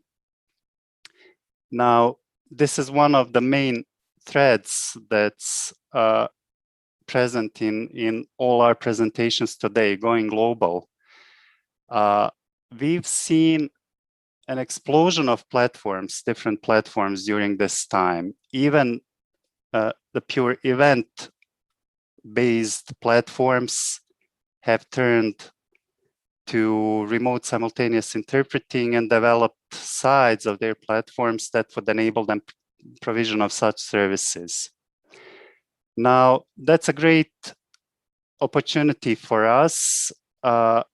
You don't need much. Basically, you just need to inform yourself properly. And I want to say that in this regard, preparation is something that's a must. I mentioned here networking. Networking is really available today. You can network with clients, with colleagues. But apart from just networking, we need to have this learner's attitude and always be prepared for continuous professional development. And you can do this in different ways. Different trainings are available all over the internet. We've had 2 fantastic summits this year, Innovation in Interpreting and also TERP Summit. And of course, do not forget the personal contacts. That's extremely important. Now, I mentioned social networks. I am a big fan of LinkedIn. You noticed in the beginning that I placed there my profile, LinkedIn profile. So that's, in my opinion, a great platform for networking, even though I've heard from some colleagues, interpreters who actively use Instagram, that they've used it for that purpose as well. But it's about the preference as well. I like LinkedIn a lot because you can make contact and you can really network, meet a lot of LSPs, people who can set you with some job. You know, it's a great platform for that. But the most important thing is you just have to decide for yourself. I've had questions from some people whether they should get into interpreting, and I think this is the great opportunity nowadays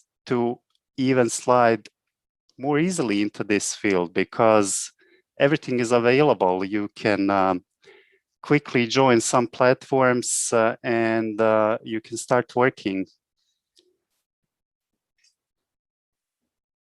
The most important thing is not to be lazy, go for it, people, and value your work, which means you have to establish yourself properly from the beginning and do not underestimate your skills or your value.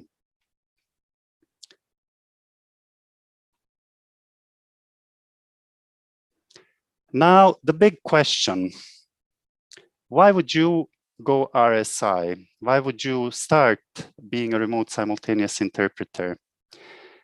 We've already touched upon this, but truly, RSI is here to stay. Even if we are back to the traditional events, on-site events, RSI will remain. Why? Because this is simply the way of the future. A lot of people around the world have recognized it, and they are going to use RSI, whether it be for engaging interpreters for full-day assignments, half-day, or hourly assignments. Of course, that is related to our preference. Will we accept assignments that are less than a day or half day? But as in many other areas, this is something where we need to make our decision.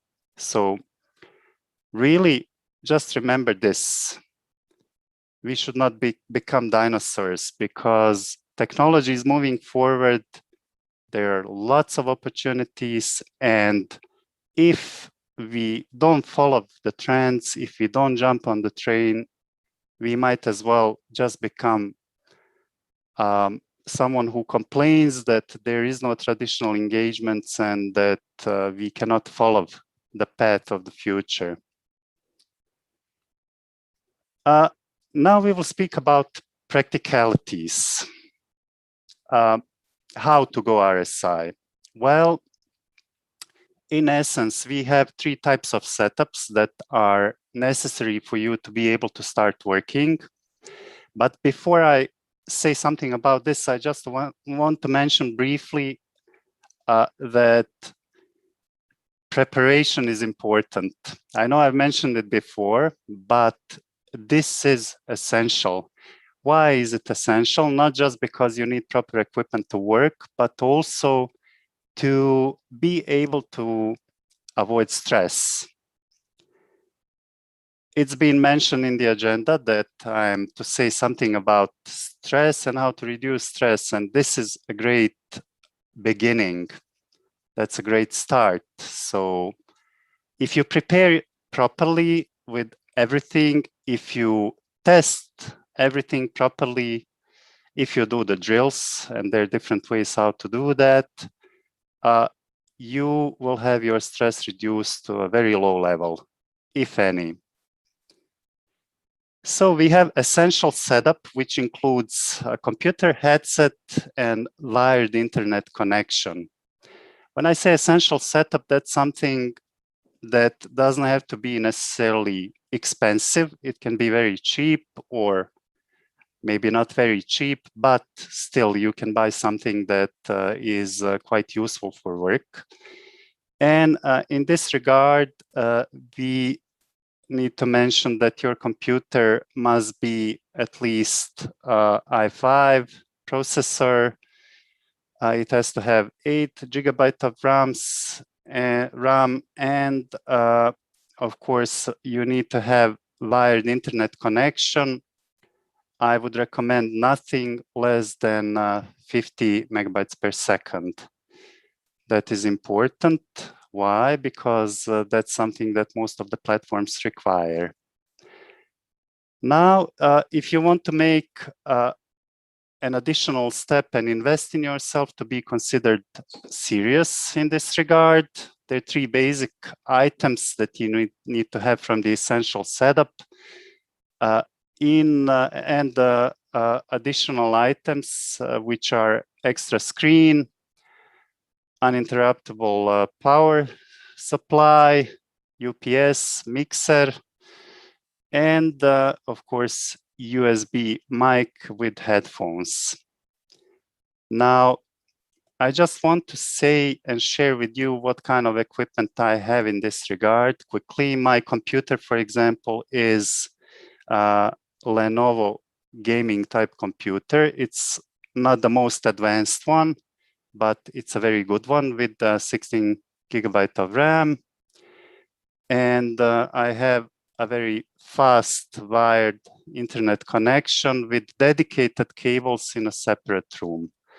I also have an extra touch screen. I have UPS, and I have USB mic with the headphones. Now, the reason why I don't have mixer is that I used to do a lot of music, and I don't really feel it still like it is necessary for my work at this point. Now, let us touch briefly upon items that you need to become a pro. So you need 3 basic items: advanced tools, then some perks such as external volume button. You can get those cheap on eBay, for example, for some 15 euro. You need adjustable smart device holder and laptop stand. Now, also optional is Lumia Cube or ring light. I, for example, have ring light because I wear glasses and I can move it to different positions, which is more suitable for me than Lumia Cube. Then green screen, boom arm plus shock mount. It's quite useful, I have to tell you. Mic shield, I don't personally have it, but it's something that a lot of colleagues have. Camera plus tripod, that's something I also have. Sound insulation, I use improvised sound insulation, but if you want to create dedicated studio, such as that you would have, like you would have it in RSI hub, then of course you would have to use professional sound insulation and sound limiter, which is important if you want to preserve your hearing. Just want to show you. The headset I'm using is Sennheiser SC660. It's quite expensive headset, but I have to tell you I'm very satisfied with it.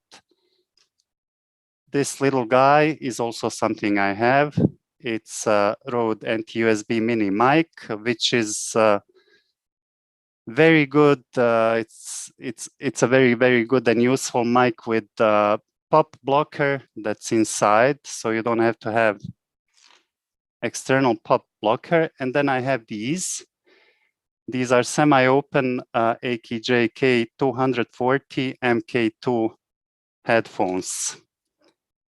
Now I'm not going to show you my extra screen because that would be a little bit complicated. Now, another important thing to mention here is that we really need to pay attention to the sound. We need to protect ourselves properly. And let us not forget that the most important sounds that we can hear as humans come between 250 and 6,000 hertz.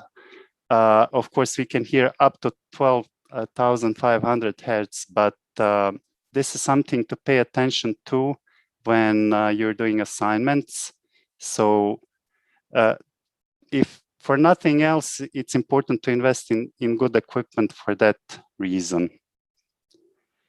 This is just a brief list of my favorite event and RSI platforms. I will not go into that now because we don't have time. You can just see what platforms these are. I can tell you about fine details related to these platforms separately. You feel free to contact me and we can discuss this later on. So let's go one more time over what's important to have. So minimum requirement by platforms is to have a laptop or a computer with Core i5 processor, 8 GB of RAM, and of course, it's better to have i7 16 GB RAM like I have. Then you need to have a dedicated headset, preferably USB, because that's much easier. In my opinion, it's plug and play, no complications there. And a lot of platforms prefer you to have this. The headset I have has active noise cancellation. That's something that's quite useful because you basically will not transmit anything apart from what you say. Or you can use USB mic with open back or semi-open back headphones. Why? Because closed back headphones are not really good for us, as they tend to cancel the noise fully, and you are not able to even hear yourself, which is not conducive to our work. You need to have UPS to save what you're doing. Obviously, if you connect your router to UPS, you can get precious minutes and not get disconnected in an abrupt way during the session, and additional monitor or device that can serve as a monitor is also useful. We said about connectivity, have a wired connection. Please don't use Wi-Fi. It's not favorable. Wi-Fi connection is not stable enough. clients don't like it, platforms don't like it. Use Ethernet cable that's at least category 5 and above, and have at least 10 megabits upload and download speed. When it comes to physical space, have a dedicated and separate room. Why? Because you don't want different interruptions like your children coming in or simply anyone or any noise coming from outside. And plus you need to have a desk where you can organize yourself. Speaking about the desk, it doesn't have to be anything fancy or expensive, but invest in the chair. Ergonomic chairs are a lifesaver. Then, of course, all screens and camera should be at the eye level, again, for the health purposes and also for easier overview. Speaking about the environment in general, try to avoid any direct noise because you don't want to be disturbed during your assignments. If you have heating or cooling devices, switch them off, close the windows, and keep pets outside the room. My cat, for example, likes sitting on my lap. And if I leave the door open, she will jump right in. And not just my cat, my daughter will also do the same. She likes to be on the camera. And she has actually done that few times on the sessions where people asked me to call her. I'll just go briefly over this. I put some average prices per setup here. This is in no way exhaustive list, but for example, in Europe, you would have to pay some 513 euro to get essential setup. In USA, that would be around 500 euro. In South America, it can be extortionate for the simple reason that some things like headset that I have can cost 1,000 or more US dollars. So I really feel sorry for those guys that they have to invest so much. In the UK, for example, it would be some 739 euro. If we speak about advanced and pro setup, that would add hundreds of euros or thousands, depending on what kind of equipment you would search for. It's a very broad area, so we really don't have time to cover every little thing. Now, I just want to offer you some bonus tips. Natalia had said this already, but I'll repeat it. Always have a plan B for everything. I have, apart from this one, 4 other headsets, just to be on a safe side. I have second device, second computer with similar setup. And please remember this, always have a plan B. Also, this is something that's recommended, have a checklist. It's much easier to work in this way. Then stop all automatic updates on your device, switch off other video sharing apps. And now this is something that's a very good practice and appreciated practice by all of the platforms. Restart the computer before the assignment. In this way, if there's some processes that are going on behind in the system, you will cancel them and you will reboot. Now, also what platforms appreciate is to show up before the session for the sound check. Please bear this in mind, respect what platforms ask of you because you're showing your professionalism as well, but it will be useful for you as well to see your settings. Then update the browser, device, and conference apps regularly. You just don't want to be in the middle of that Zoom meeting and then you don't see something or you don't have an option or you don't want to be in the middle of the meeting and then something starts updating and blocks everything. Now, triple check time zones. This is also important because with RSI, we are working across the world and you simply don't know if someone, will just make a mistake or not. So better be on the safe side. And then also important is to have a good mobile plan as a redundant connection.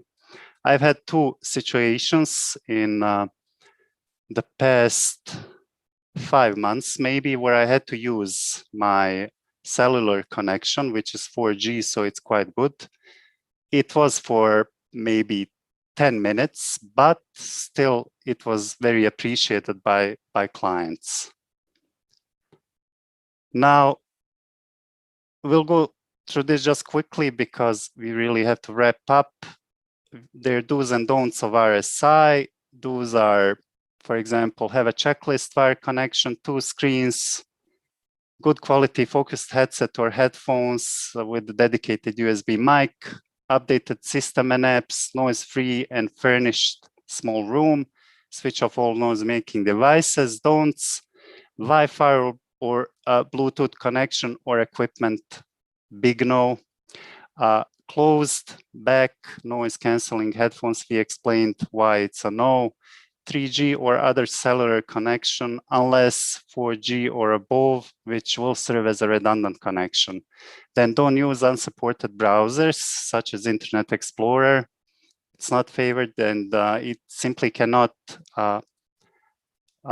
produce the results that platforms ask for. And do not use inline headphones like earphones like you can find on in the package that comes with, for example, your iPhone or other telephones, smartphones. I assume you'll receive this presentation and you have useful links that I offered for you here that you can check. These are the links that can help you with some things. It took me some time and listening to a lot of presentations and so on to gather these. But please do check these lists because you can finally find something useful for yourself that will cover different areas such as relays, Zoom relays. You know, that's a tricky one with 2 devices. Well, if you use Whereby, for example, you don't have to use 2 devices and so on. So please do check these links. I will not go through them now. We don't have any more time. And now I will kindly ask you to use chat and just write down what's most important for you or what you heard in this presentation that rings a bell. Just write few main items that you remembered are the most important for RSI. And I'm really interested to see your response. Mohammed, I might let Alex Chernenko dip in there, and he might have a question or two, and he can help you out with those chat messages. Yes. Well, Mohammed, thank you very much for a very interesting and spot-on conversation. We actually have a couple of questions, and we don't have much time, so we'll run through them. Yes. One of the questions for a typical OPI VRI consecutive interpreter, and they're asking if they would like to tap into the remote simultaneous interpretation. Where do they start? How do they apply? And what platforms can they use? Are there any certain SLA that apply to RSI? So maybe, for a beginner, to somebody into RSI, where do they begin?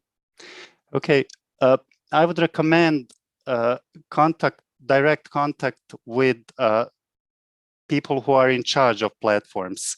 Why am I saying this? Because with 2 platforms, I've had experience that I would send an email due to my interest in working with them, but never got any reply. Then I found those people in charge on the LinkedIn, contacted them, and that's how the process started. Then they sent me some onboarding instructions and so on. So that's one thing. Make a personal contact. You can do the search, for example, on LinkedIn for a certain platform, and it will give you the list of most important people basically that you can contact. I wouldn't recommend, of course, skipping some steps that they ask you to do, like do this, send an email to that address and so on. But if you do that, you don't see any reply, this is a way to go. people that I found really easy to communicate with, apart from Translit, of course, that I like a lot. Interactio, for example, people from Interprenet and that work with Interprefy, and Ablio. They have a really easy process. You just need to fill in some forms basically for onboarding, and then they will contact you and explain the further process. Of course, there is Kudo, but Kudo is a little bit more complicated because you have to go through the whole course, then get their first badge, and then if you want to become a pro, then that's a whole different pair of shoes. So Kudo is slightly more complicated. I hope I answered sufficiently to that. Thank you. Yeah. There's another, Mohammed, there is another comment on stress level that's probably on the mind of many interpreters this day. So considering your experience with RSI, how do you reduce the amount of stress connected to the RSI? How do you cope with it? First of all, we should not forget that there is a great cognitive effort that we put into this. And this is something that's nowadays called Zoom fatigue. But I have to surprise you people, back when they were testing video conferencing platforms, they experienced this fatigue as well. And this is because of the thing I mentioned.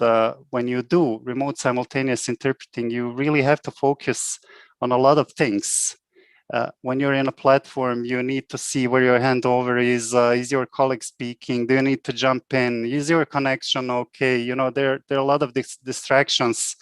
It's not like you're in a physical booth and you just need to listen to what's going on, possibly see what's happening on the monitor and do your interpreting. So this really causes stress as well, and you get tired much more easily.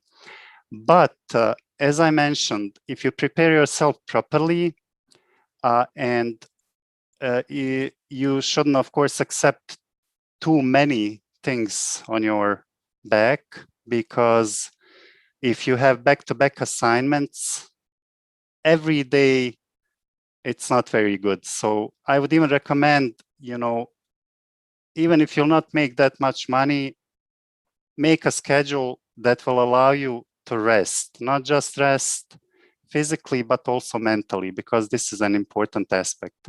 But in my experience, if you do the proper preparation, if your equipment is top-notch, you are confident in your ability and your equipment, that already reduces stress. Great. Mohammed, that was brilliant. Thank you very much. And thanks, Alex. Thank you both. Yeah, I'm just going to hop back in here now before we go to the break.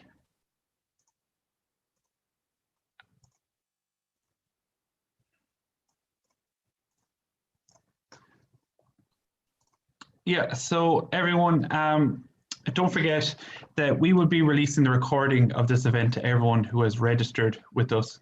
So don't worry, you will get the full recording afterwards. But if you do want a HD quality recording, if you want a full copy of the slides, additional resources and bonuses, you have to snap up one of our premium or premium plus packs. So I urge you to get those out of the way now as quick as you can, because they are flying off the shelves, as they say here in Ireland. And just before we go to the break, because it's either the networking session now if you've registered for that, or we will have a break for everyone who hasn't. You keep sharing the hashtag interpreting insights hashtag online. We're seeing lots of that across the various social media channels. And I'd also urge you to get your friends, get your colleagues involved as well. Tell them to check us out on YouTube, Facebook, and LinkedIn, and you'll get to see the stream there for the afternoon session. In the meantime, we will have Svetlana O'Farrell's networking session. She will take you through that. If you're pre-registered, you'll get to see this. Just click on the link. If not, go enjoy your break, and I'll see you back here in just over 30 minutes for some more interpreting insights. And don't forget, if you are joining us on Zoom, you can join us again on the same link. But if you're watching on social media, please check out the link we've put up on our various social channels. And again, as we say in Ireland, slán. Ladies and gentlemen, we will be ending this meeting. For those of you who registered for networking, please switch to another room. For those of you who are watching in stream, rejoin us in about 45 minutes, either here in Zoom or on social media. So for those who are taking a break, we'll see you shortly.